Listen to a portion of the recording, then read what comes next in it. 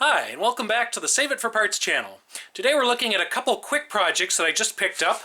I was on an online auction and I picked up this Johnson outboard. This is about 1950s or so. Now at the same auction, I also got this monstrosity. It's very homemade. It's like somebody took a kid's bike and extended it with random hardware, slapped this motor on it, kludged on some gears, taped some stuff together, used some hot glue. It's really looking like something I would make, especially with the hot glue and tape, but this is actually someone else's terrible homemade project. So I'm going to see if this will fire up and see if I survive driving it around.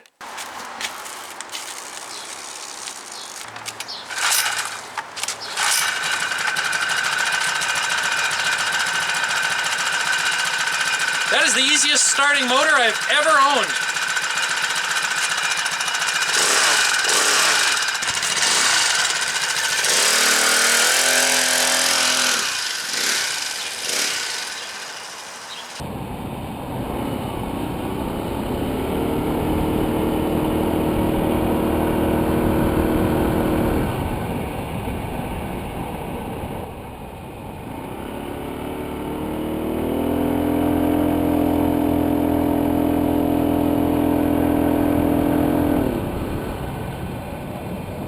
Alright, it goes about 20 miles an hour on level ground.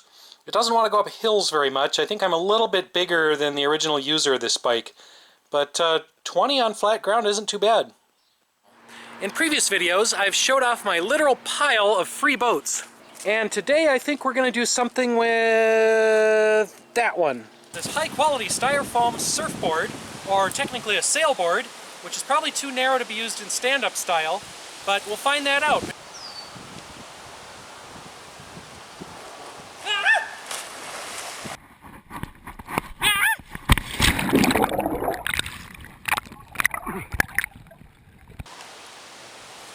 Alright, so this one is definitely not a stand-up board, so we may be making this into something else. Now I'm not really into bikes all that much. They're okay, but I don't go out of my way to go out biking. I really prefer to go boating. So let's take that thing and bolt it onto this thing.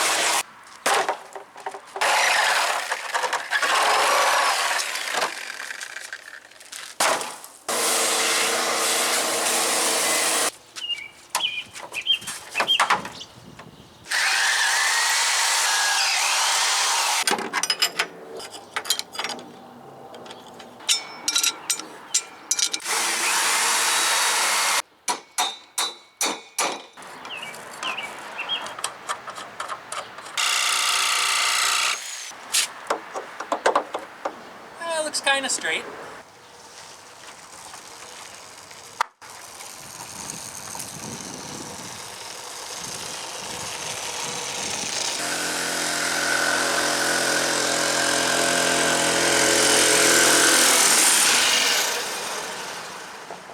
So as we saw when I tested it, this thing is not at all stable.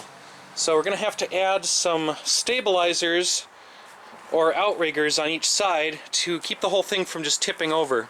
I could use these pieces that I cut out of the interior, but I want something a little more streamlined. So I'm going to use this piece of insulation foam and cut a couple boat shape or hull shape outriggers from it.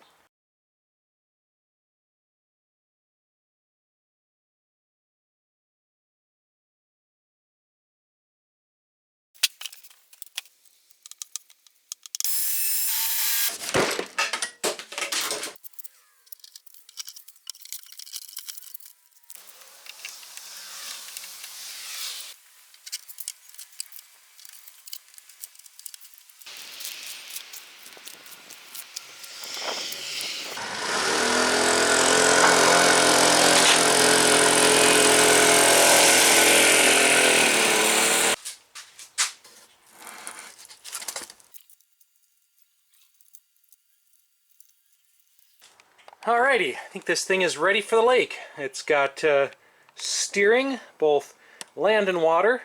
It's got drive, both land and water. All these little paddle wheels. It's got a splash guard.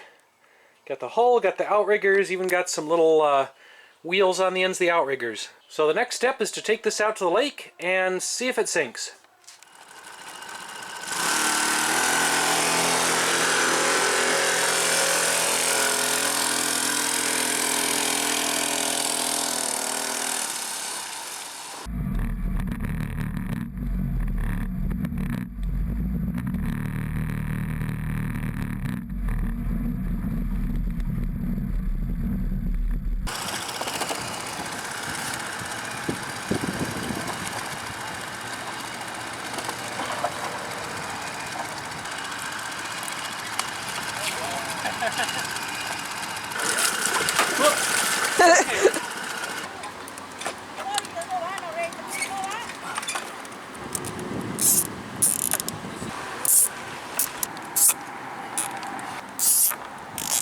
A few more zip ties. Structural zip ties. Yeah. Ties and duct tape, boy, you can't beat it. Oh, yeah. Right here.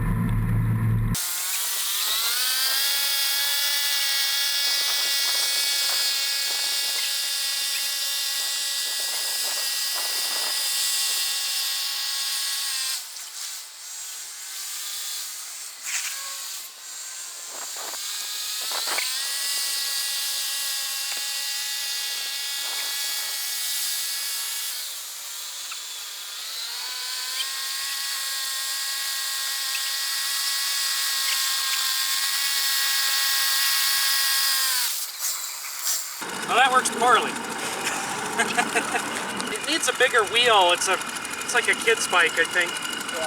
Yeah, if it had a bigger rear wheel, it would work better. Alright, so this bike surfboard thing technically works. It doesn't work terribly well. It probably works better than I should have expected it to. It did take a little modification to get those floats to stay on, but once they stayed on, it stayed floating and I didn't sink. It wasn't very fast.